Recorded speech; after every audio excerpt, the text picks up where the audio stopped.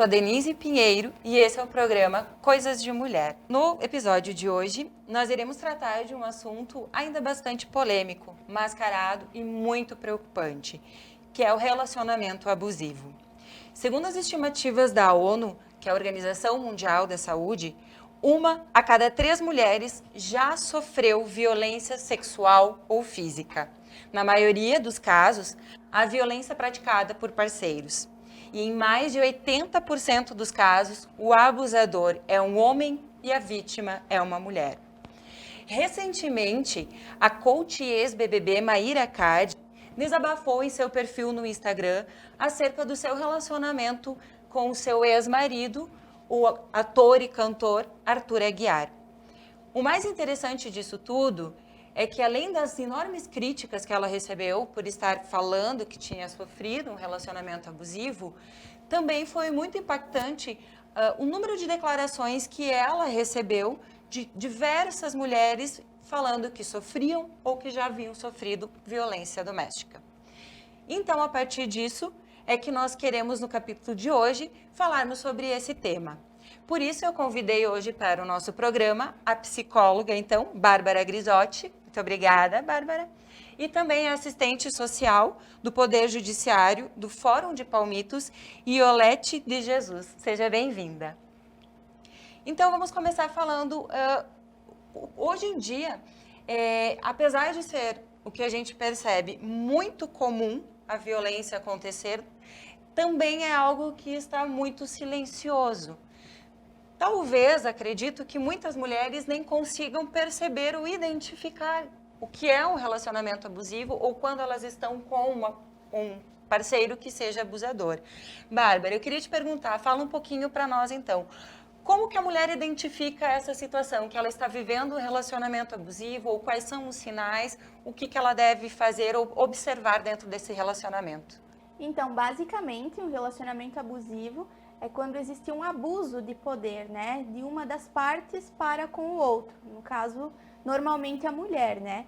É um relacionamento que fere, um relacionamento que traz algum tipo de prejuízo para o seu parceiro. Qual é a diferença do relacionamento abusivo, ou há uma diferença entre o relacionamento abusivo e a violência doméstica? Porque a violência é quando já partiu para um outro estágio, né? Porque tem a parte do abusador que ele não está necessariamente na agressão em si, mas às vezes palavras, manipula, enfim, todos os atos da mulher.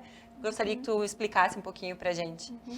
Então, existem alguns sinais, né, que nós podemos identificar num relacionamento abusivo. É muito comum, os companheiros, os agressores, eles são muito bons no que eles fazem.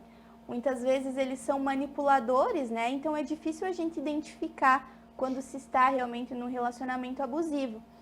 Nós temos alguns sinais que podem ser observados, né, por exemplo, um parceiro que te humilha, um parceiro que xinga, um parceiro que te diminui, um parceiro que fere a tua autoestima, né, que te coloca para baixo, que fala que a tua roupa está muito curta, que não te deixa sair, né, que te limita. Isso tudo são sinais, né, de que você pode estar num relacionamento abusivo. Pode partir também para uma violência, né?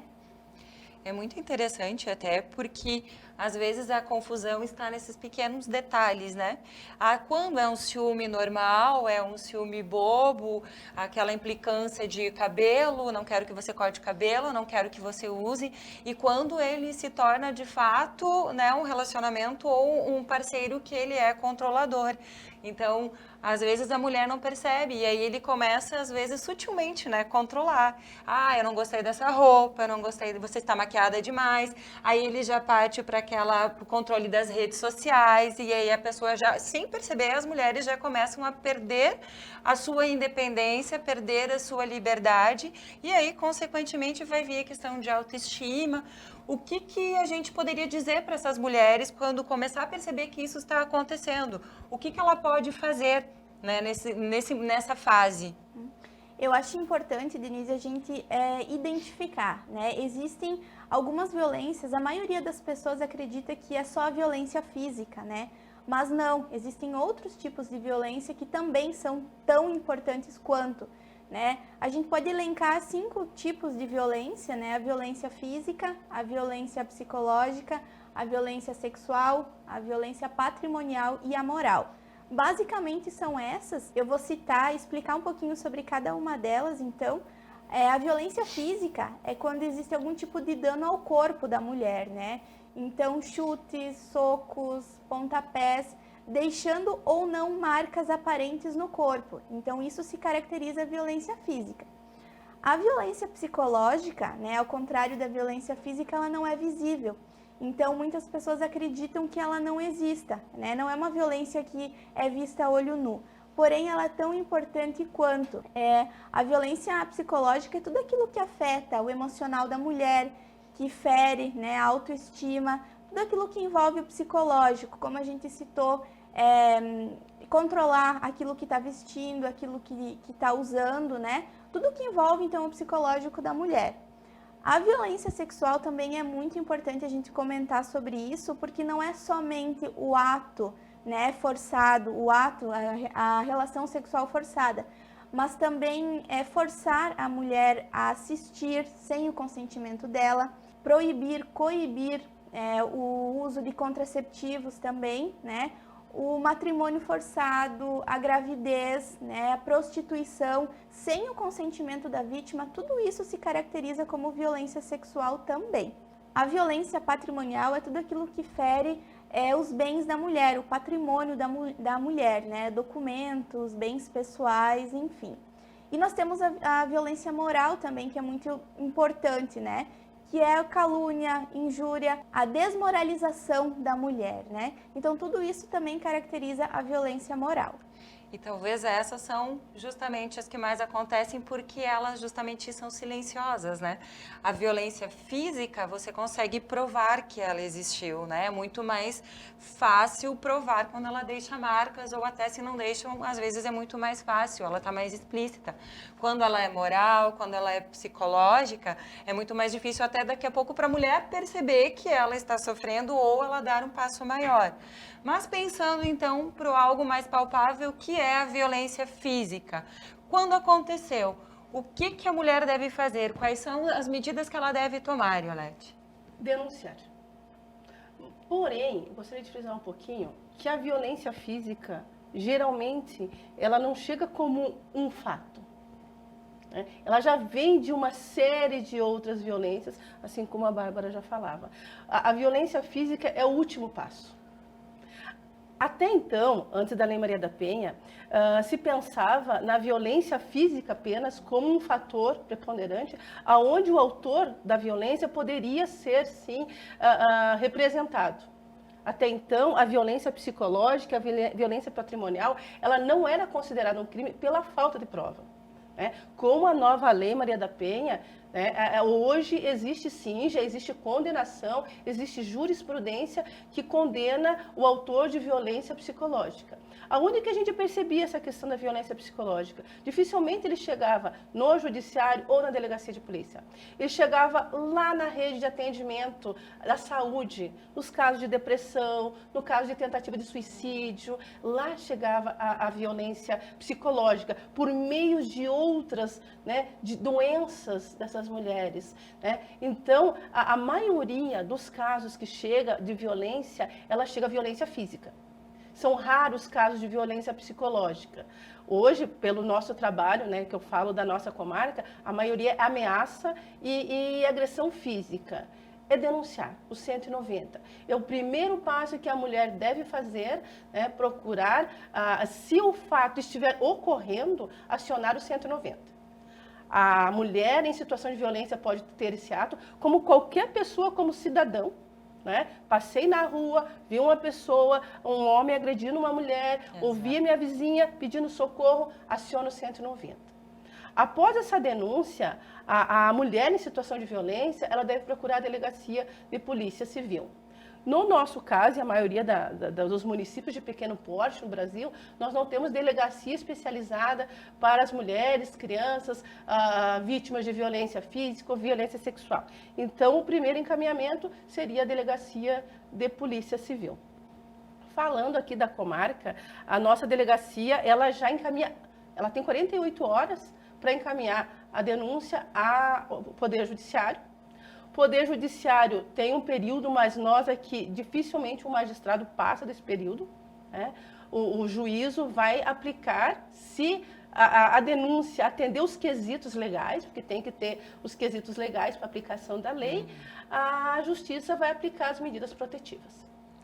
Eu acho que é muito importante que as mulheres não se calem, né? Porque com certeza existe a questão da vergonha, né? Muitas vezes de manifestar o que está acontecendo, medo de ser julgada. Muitas vezes a mulher não consegue sair deste relacionamento, então ela manifesta uma vez para alguma pessoa próxima e ela retorna. Então existem os ciclos, né? Do próprio parceiro, né? Que é o ciclo que a doutora Bárbara pode falar melhor, que é o ciclo esse do agressor, que ele é muito... Bem-vindos à Penck Imóveis. Para quem não conhece a Penck Imóveis ainda, venha nos conhecer. A diferencial da Penck hoje é a diversidade do produto. Que hoje, se você vier na Penck, você vai encontrar em torno de 30, 40 modelos de cama box, vários tamanhos, também preservando a qualidade de espuma e também todas em mola ensacada. É muito importante isso, nosso amigo cliente conhecer essa diferença. Estofados e cabeceiras e também poltronas. A Penck Imóveis é uma loja que oferece toda a linha sob medida modular, com grandes fornecedores, uma delas é a Comeli Imóveis e também a Móveis Rem. Na linha sob medida, a gente trabalha exclusivamente com a Comeli, lembrando que é uma das únicas fábricas que tem o produto 100% impermeabilizado. Falando em estofados, hoje você encontra uma grande diversidade, em torno de 40, 50 modelos de estofados, todos em retráteis reclináveis, em espuma, em fibra, soft e hipersoft. É o diferencial da Penck hoje, preservando essa qualidade. Venha conhecer todos esses produtos. Também mesas, você pode vir conhecer as mesas em madeira, mesas, cadeiras todas em madeira maciça. É um grande diferencial que a Penck também preserva. Vamos falar de roupeiros. Roupeiros hoje, a Penck tem uma grande diversidade. Lembrando que é exclusivamente da REM, todas as diversidades da REM expostas na Penck Imóveis. Eu acho que é muito importante ao nosso amigo cliente vir conhecer de perto o produto e ver conhecer realmente a qualidade, porque a Penck Imóveis preserva muito. Então, o parceiro vai estar num momento de muito amor, um relacionamento maravilhoso, depois vai haver uma agressão ou uma briga, um desentendimento, aí ele promete mudar, enfim. A Bárbara, você pode falar com mais propriedade como é que funciona isso, para que a mulher também possa perceber que isso vai continuar acontecendo, não é? Isso. Então, nós podemos elencar esse ciclo, né? São 3 fases. O primeiro ciclo é o ciclo do aumento da tensão, né? A fase do aumento da tensão. Então, é quando o parceiro, ele tá nervoso, né? Ele pode ter acessos de raiva, estressado, chega em casa, às vezes a mulher tende a se culpabilizar também por isso, né? Ele tava... O que eu fiz será de errado para ele estar assim? Ou justificar, ele teve um dia ruim no trabalho hoje, por isso que ele tá dessa forma, né? Então, essa seria a primeira fase, a fase do aumento da tensão. A segunda fase seria a fase do ato da violência em si, que é quando ele pratica, né? Uma dessas formas de violência que foi citada, tanto a violência física quanto a violência psicológica, moral, enfim. Então, aqui ele pratica a violência, né? E aqui também, muitas vezes, a mulher começa a perceber que ela está dentro de um relacionamento abusivo e que ela está sofrendo algum tipo de violência, né? Os sinais também, ela começa a demonstrar insônia, irritabilidade, falta de apetite, né? Perda de peso. Várias questões emocionais começam a acontecer durante esse período e é normalmente nessa fase que, quando a mulher tem forças, ela denuncia. Aí ela busca ajuda, né? E nessa fase que acontece. Por fim, nós temos a última fase, que é a fase do arrependimento, que é então quando o homem ele percebe que a mulher denunciou, percebe que ela não quer mais aquela vida e ele tenta uma reconciliação. Então ele volta de maneira amigável, ele volta a conversar, ele volta com aquela história de que foi a última vez, que não vai mais acontecer, né? E a mulher acaba muitas vezes perdoando. E aí o que acontece? Passa um tempo, tá tudo bem, tudo tranquilo, né? Durante um período. Depois acaba esse ciclo voltando porque é um ciclo vicioso, né? Então acaba acontecendo tudo novamente. Aqui, por isso eu acho importante a gente citar a rede de apoio para as mulheres. O quanto é importante a mulher ter uma rede de apoio, seja ela da família, seja uma amiga próxima, né? A sociedade tende a julgar muitas vezes, Exato. né? tende a achar que a culpa é da mulher. A culpa é da mulher, por que ela não denunciou antes, né? Por que ela não resolveu se separar? E aí a mulher muitas vezes acaba com a questão de, porque eu tenho filhos, né? Envolve toda uma questão financeira. Então é uma questão bem complicada. A gente precisa entender que a mulher, ela já sofreu muito antes de chegar nesse momento. Então se ela chegou e tomou a decisão de se separar, é porque ela já passou por muita coisa. Então a importância de ter uma rede de apoio, de não julgar, né? Mas de oferecer apoio e oferecer ajuda. E muitas vezes acontece isso. Eu acredito que é uma própria característica desse tipo de relacionamento que o parceiro justamente torna a mulher dependente financeiramente dele. Uma boa maioria, não todas, mas em muitos casos, a mulher se torna dependente. E é isso que faz com que ela tenha dificuldade de sair desse relacionamento, porque ela depende. Mas hoje a gente já percebe, esse próprio caso dessa coach, ela mesma fala que nesse caso ele dependia dela financeiramente, mas ele era muito envolvente. E aí veio essa questão dos julgamentos, onde muitas pessoas dizem, mas ela é linda, ela é rica, ela é famosa, como que você se deixou envolver por isso?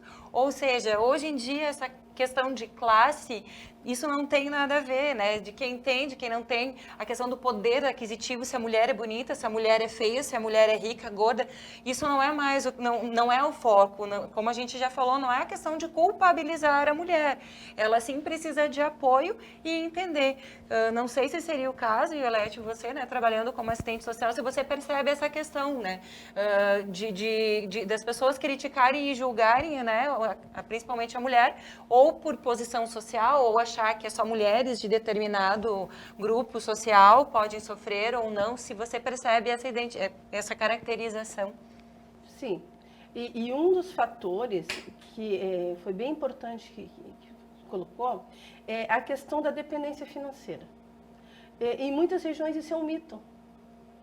Na nossa região, a maioria das mulheres não depende financeiramente do homem. São outras questões. A questão da violência, ela é muito complexa. E se a gente for investigar, e se a gente for trabalhar com essa mulher, muitas vezes ela não sabe definir o porquê que ela está naquela relação. E a questão do preconceito também, isso é histórico. É histórico. A culpabilização da mulher, isso é nosso, né? A gente percebe lá das nossas raízes. Então, assim, não, porque só agora denunciou? Né? Por que não denunciou antes? Mas o que ela fez para aquilo acontecer? Aonde que ela estava para aquilo acontecer? Nós temos um hábito de culpabilizar, de achar culpados e não entender a violência como um fenômeno. O primeiro passo é a gente entender a violência em si. E o que a violência causa dentro da sociedade, dentro das famílias e para a pessoa que está envolvida, que geralmente é a mulher, os filhos e toda a família envolvida naquela situação de violência. Quando chega para o Poder Judiciário, a tendência é triste a gente falar isso, é muito triste a gente falar isso, mas a tendência é a maioria das pessoas ficar ao lado do homem autor da violência. Exatamente. Inclusive nas situações de violência sexual, a sociedade tende a culpabilizar a vítima. E isso é um fator nosso. Nesse momento, quando a Bárbara coloca que é nesse momento que nós temos que ter uma rede de apoio, família, comunidade, sociedade, é justamente nesse momento que a gente percebe que as mulheres estão sozinhas. É nesse momento que a mulher se fragiliza e geralmente ela é induzida por familiares, pela comunidade, a renunciar da medida. Né? Porque uma das aplicações das medidas de proteção é o afastamento do autor da violência da residência. Quem sai da residência é o autor, não é a vítima nem os familiares. Né? O afastamento desse autor a 200 metros da vítima. Não se discute hoje a questão de bens, a questão de guarda, a questão de alimentos dentro desse processo. Se discute dentro de um outro processo. Porém, a pressão psicológica, emocional e social que essa mulher sofre nesse período é muito grande. Geralmente, quando ela vem para nós, né, eu como assistente social, eu atuo num procedimento que a gente chama de mediação facilitadora, que é para a gente discutir outras questões familiares, Porque como existe a aplicação da medida, a determinação da juíza é que o autor não se comunique com a vítima por meio de telefone, WhatsApp ou por meio de amigos e familiares. Então, essa aplicação dessa medida de proteção também, dessa mediação facilitadora, é para discutir questões guarda dos filhos, pensão, né? E a mulher tem 72 horas para renunciar dessa medida aplicada. Geralmente, né, na maioria dos casos, a mulher vem antes desse período, né, dizer que quer renunciar porque a mãe pediu, porque o vizinho pediu, porque ele prometeu que vai mudar. Então, é nesse momento que a gente sente que a mulher realmente ela está desamparada. Exato. Acredito que deva acontecer muito, né, de mulheres que elas denunciam, que elas façam, né, um BO na delegacia ou que solicitam e depois voltem atrás. Né? E isso é uma coisa que a gente tem que observar e por isso que é muito importante o apoio de quem está perto. Talvez para aquelas mulheres que não se sentem inseguras ou não se sentem talvez amparadas para procurarem uma delegacia, que elas procurem um advogado, que elas procurem um psicólogo, alguém que elas possam conversar por conta, talvez para poder se sentir um pouco melhor e mais forte para fazer isso, né? Eu acredito que nesse momento, talvez... É muito importante que não só o apoio, que as pessoas que estão próximas percebam e daqui a pouco dê esse tipo de orientação. E é esse justamente o objetivo desse diálogo, é justamente trazer isso à tona e trazer mais informação, porque é algo que está acontecendo de uma forma ensurdecida, né? Muito silenciosa, mas está aí e a gente pode saber que tem muito caso aí acontecendo, né? Então é trazer isso para que as mulheres consigam pelo menos avaliar os seus relacionamentos, daqui a pouco identificar por que não ela buscar ou ela ir com o parceiro, né, buscar uma terapia de casal para de repente ver se ela está passando por isso, mas que elas busquem, né? Eu acho que acima de tudo que elas busquem a informação, que elas busquem saber quais são os seus direitos, procure identificar o que está acontecendo de errado. Então eu acredito que seja isso. Não sei se, Bárbara, você gostaria de colocar alguma outra coisa, algum outro ponto que você julga? Eu acho importante a gente ainda destacar, né, que a questão da violência também tem muito a ver com a questão do poder, né? Entre essa desigualdade de poder entre os homens e as mulheres, que durante muito tempo foi invisível, né? Hoje em dia, graças a existe todo um movimento feminista, né, que trouxe um ideal diferente, que trouxe uma mudança nos pensamentos, né? Trouxe uma ideia diferente para a sociedade em si. É importante também a sociedade não julgar, né? A sociedade acolher, a sociedade buscar também entender o que está acontecendo com essa mulher e também buscar uma ajuda profissional, né? Uma ajuda psicológica, porque é um trauma para a mulher também. A gente precisa entender que ela está passando por isso, né? Mas os traumas futuros também podem vir a acontecer. Que buscar ajuda não é feio, que não é uma coisa que ela precisa ter vergonha, né? Ela está cuidando da sua saúde mental e cuidando de si em primeiro lugar. E tanto que é bem pertinente isso, e talvez volta também para Violete essa questão, é que se ela não identificar ou talvez ela não se cuidar, né, psicologicamente, essa questão desse relacionamento, ela pode sair desse relacionamento traumatizada, ela pode ter uma tendência de se relacionar com outro parceiro com as mesmas características, correto? Isso, Denise. Eu gostaria de frisar dois fatores assim. Nós temos, e eu acredito que seja um hábito cultural nosso, nós temos um hábito de trabalhar no curativo. O nosso sistema, se a gente for ver nosso sistema de saúde, sistema social, nós trabalhamos no curativo. O nosso sistema preventivo, ele é muito frágil, né? Então, quando a Bárbara coloca, né, identificou os primeiros sinais, existe rede de atendimento, existem profissionais que podem trabalhar com o casal. Existe o CRAS, existe o CRES, existem profissionais particulares que oferecem serviços de terapia de casal, né? Então, existem todos esses projetos para o preventivo. Quando a gente fala no curativo, nós também temos. No combate, no enfrentamento, se nós formos ver a nossa legislação, ela é ótima, ela é excelente a nossa rede de atendimento no papel. Mas claro que existem algumas coisas que têm que ser alinhavadas ainda, mas assim, e efetivadas, Mas existe isso e a mulher em situação de violência, ela deve exigir esse atendimento.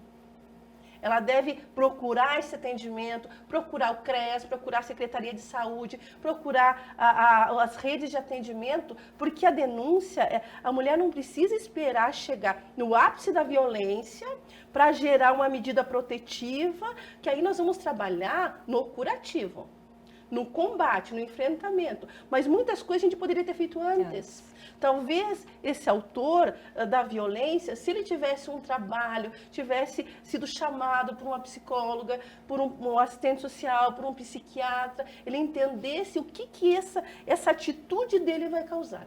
E muitos atendimentos que a gente faz na mediação facilitadora, o autor ele não entendeu o que aconteceu. Tá, o que aconteceu? Ele não entendeu que os atos dele eram de violência. Ele não entendeu que depreciar aquela mulher na frente dos filhos foi apenas um tapa. Só dei um empurrão. Ele não entendeu aquilo, como isso causa um sofrimento emocional, psicológico para aquela mulher envolvida na situação e toda a família. Mas também existe uma diferença que às vezes as pessoas se confundem. Existe a ameaça, a violência, a agressão, mas existe conflitos conjugais. Existe divergência de ideias. E divergência de ideias todos nós temos. Então, por vezes, a gente tem que tomar o cuidado para que a Lei Maria da Penha ela não seja distorcida. Por que eu falo isso, Denise? Eu falo isso porque, às vezes, no ápice da violência, a mulher já sofreu tanta violência, ela já sofreu tanta agressão, que ela está num grau emocional e ela faz uma denúncia, mas aquele ato, aquela denúncia não tem um fundamento legal. Existe todo um aparato e ela acaba tendo o processo indeferido.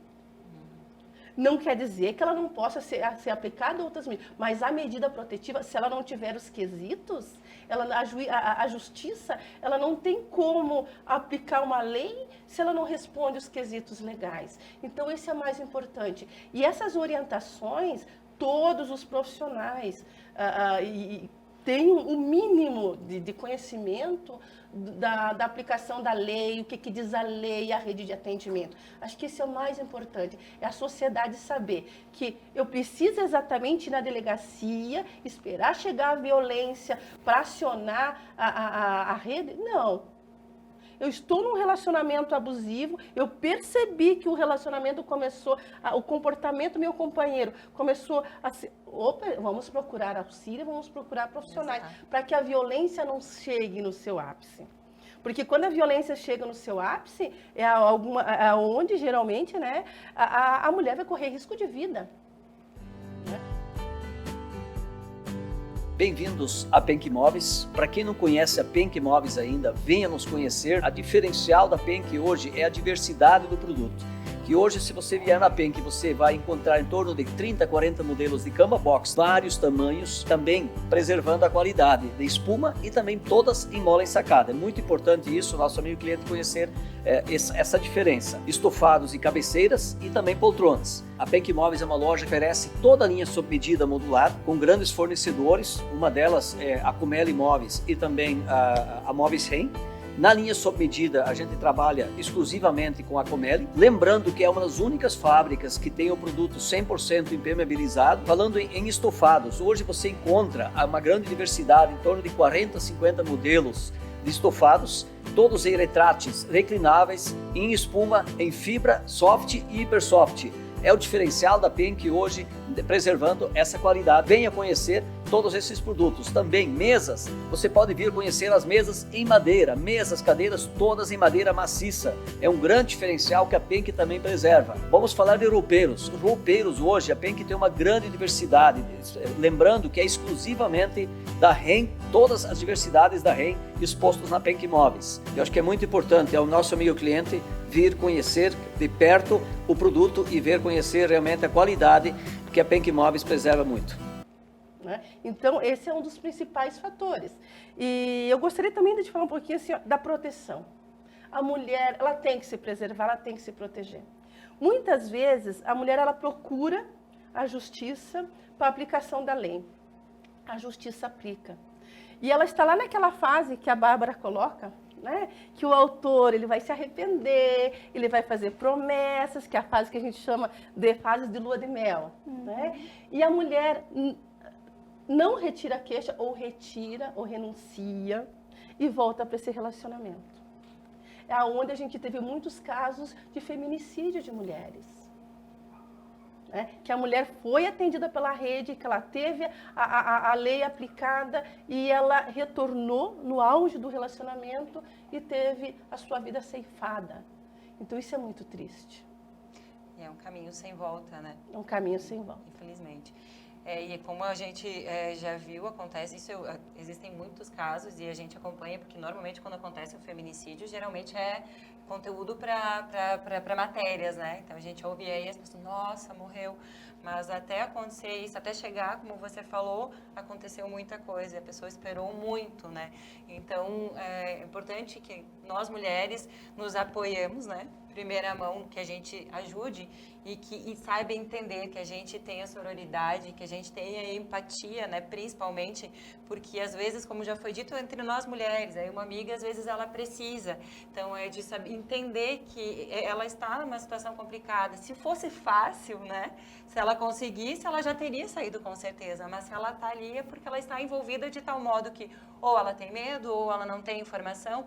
Então você não quer procurar uma delegacia, busque um advogado da sua confiança, busque um profissional, né, na área da psicologia, busque uma ajuda silenciosa que você vai poder conversar com um pouquinho mais de segurança e se abrir e aí poder identificar para quem sabe aí se sentir mais segura para ir para o próximo passo, que é denunciar, né?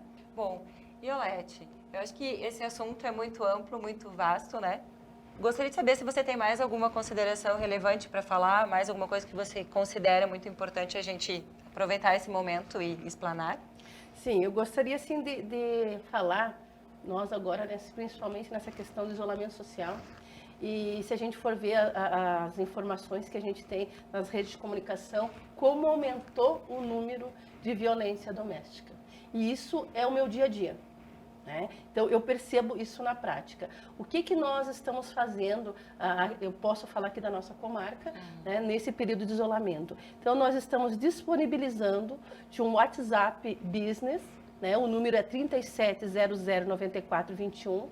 A pessoa pode entrar em contato com esse número, que ela vai ter atendimento e as devidas orientações para os casos jurídicos, né, sejam quais eles forem, mas também nessas orientações com relação à proteção, à medida protetiva. É um atendimento que a gente pode fazer. O nosso objetivo, o Poder Judiciário, ele tem uma preocupação muito grande com relação à violência doméstica. Mesmo nesse período, e a gente atende remoto, mas nos casos necessários nós também atendemos presencial, nós também ainda estamos realizando as mediações facilitadoras. Porque a violência, ela não cessa. Ela não cessa porque nós temos pandemia, porque nós estamos em isolamento social. Muito pelo contrário, ela tem aparecido de uma forma assustadora. Então, se você tem uma amiga, uma pessoa que você conhece, que a pessoa não está conseguindo fazer essa denúncia, né? Além de existir o 190, a delegacia, existem esses meios de comunicação para uma outra pessoa fazer pela vítima. Então, esse é o ponto que eu gostaria de dizer, que usem, nos procurem. O Poder Judiciário está à disposição, nós fazemos os devidos encaminhamentos, fazemos as devidas orientações, é uma preocupação nossa. Se a sociedade não está bem, se a sociedade necessita de nós estamos aqui para atender a sociedade, atender a mulher, a criança, o idoso, o deficiente, vítima de violência. Esse é o nosso principal foco. Né? E dizer assim, que existem meios de proteção. Quando a mulher acionar as medidas, nós temos o aplicativo, um botão de emergência que a mulher pode acionar para a polícia militar se o autor se aproximar dela.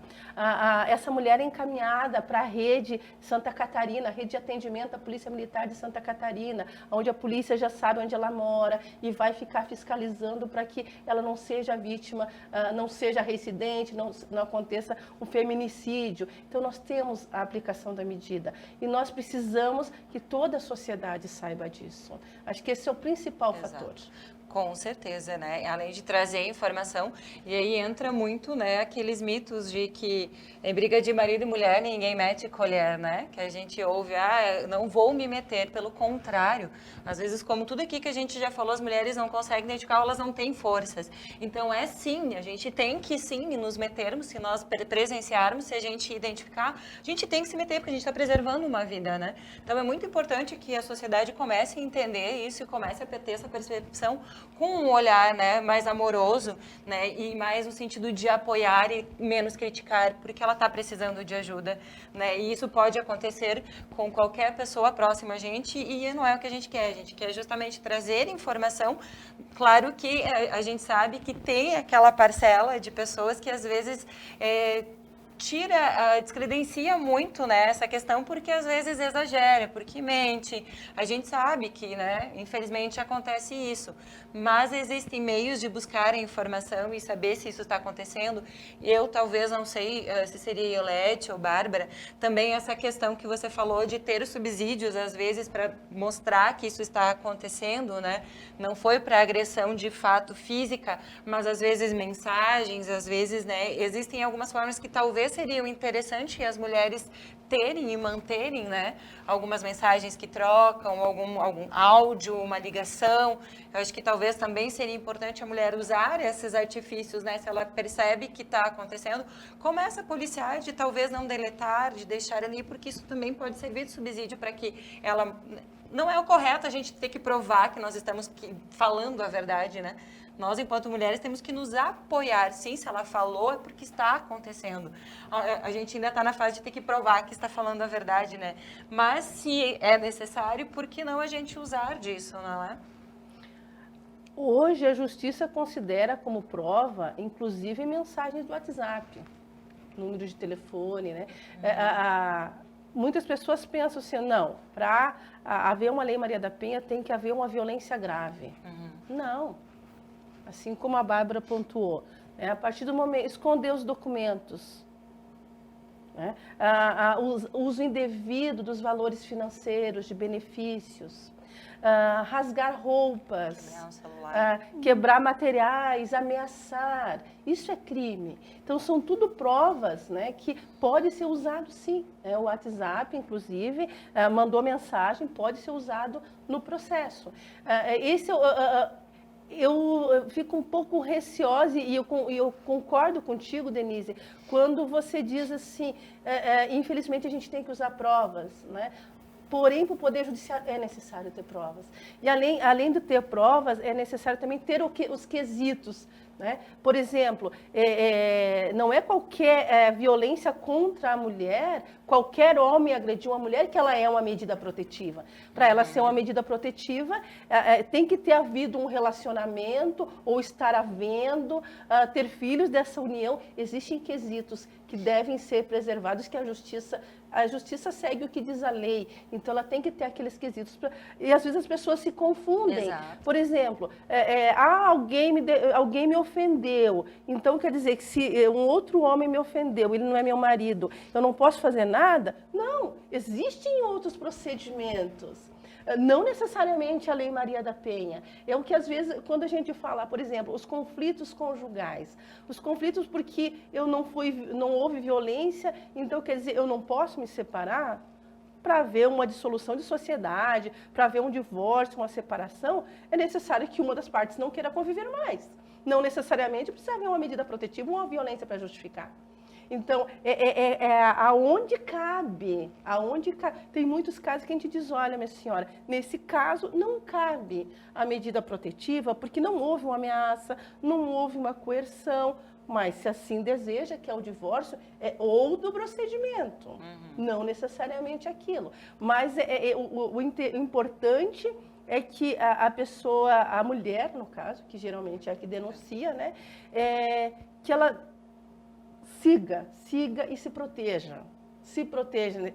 Primeiramente se proteja. Não fique pensando, mas será? Às vezes no será, a coisa aconteceu. E aí não tem volta. Não tem o que o Poder Judiciário possa fazer no cemitério. né? Não existe uma proteção para essa mulher, já aconteceu. Então, mas o vizinho sabia, todo mundo sabia, mas ninguém denunciou. Então, se preservar, está na dúvida, procure os profissionais da rede de atendimento, procure o pessoal da saúde, do social, do CRES, da gestão, procure esses profissionais, venha conversar, procure esse serviço, que com certeza será muito melhor que a gente atuar lá no curativo.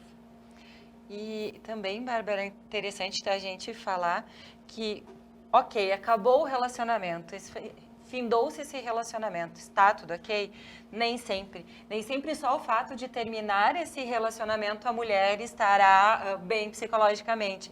Talvez ela precise de um apoio também para que ela se liberte de alguns traumas, correto? Com certeza. Por isso é importante buscar ajuda psicológica profissional, né? A mulher, muitas vezes, ela se sente desamparada, ela se sente sozinha, que foi o que a gente comentou sobre a rede de apoio, né?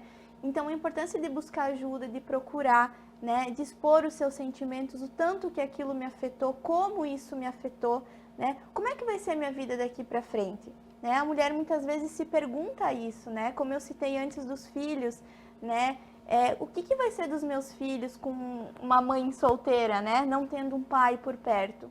Então, a importância da gente procurar uma ajuda, né? Psicológica, da mulher procurar, para que ela consiga identificar, consiga se valorizar em primeiro lugar, para poder depois sim auxiliar os filhos, né? Auxiliar no que for preciso, mas se valorizar em primeiro lugar. E para justamente não daqui a pouco acontecer de eu se envolver novamente, né? Exatamente. Ciclo vicioso também de se envolver com outra pessoa que tenha também essa mesma tendência, né? Com certeza. Não sei se você gostaria de acrescentar alguma coisa, também quiser colocar-se à disposição para quem estiver nos assistindo. Eu quero primeiramente agradecer, então, o convite, poder participar, né, desse momento tão importante, principalmente para as mulheres, né, que é o foco principal. E agradecer por poder fazer parte e me colocar à disposição. Eu sou psicóloga clínica, atuo na PAI e também tenho consultório, né, atuo na Clínica Beleva aqui em Palmitos. Muito obrigada. Iolete, agradeço também a tua participação, pelas tuas considerações que foram excelentes. Onde que o pessoal pode te encontrar caso alguma mulher esteja nos assistindo, gostaria de conversar, de repente buscar um pouco mais de informação, onde que ela te encontra? Nesse período de isolamento, né, pode me encontrar no WhatsApp Business, né, 3700-9421. Se eu não responder na hora, com certeza o primeiro momento que eu tiver, eu vou responder. Então, assim, pode me procurar, né, das 13 às 19 horas, e a gente vai estar encaminhando. Até já digo, já vou avisar aqui, né, que o profissional, né, no meu caso, eu posso denunciar quando me comunicar um crime. Então, coisas que as pessoas às vezes não sabem. Mas o profissional está ciente, é uma obrigação, inclusive, da psicologia também, né? Do serviço social, do psicólogo, quando denunciado um crime, no caso a violência contra a mulher, nós por si só já podemos fazer essa denúncia. Então, isso é uma coisa que eu deixo muito claro para as pessoas, que podem me procurar. Eu sou uma servidora pública, a minha função é essa, de apoiar a sociedade, de fazer com que a coisa aconteça. Essa é a minha postura. Então, estou disponível no WhatsApp para atender todas as demandas. Né? Eu atendo todas as demandas. Porque às vezes as pessoas, mas agora o judiciário está em isolamento, não está atendendo ao público. A gente atende. Se necessário, em alguns casos, que a vítima não se sinta à vontade apenas para colocar o problema dela pelo WhatsApp, que a gente sabe que é complicado você falar com um aparelhinho ali, né? A gente vem de uma outra geração que a gente falava frente a frente, a pessoa pode, Iolete, eu não consigo, nesse momento, eu preciso de um atendimento presencial.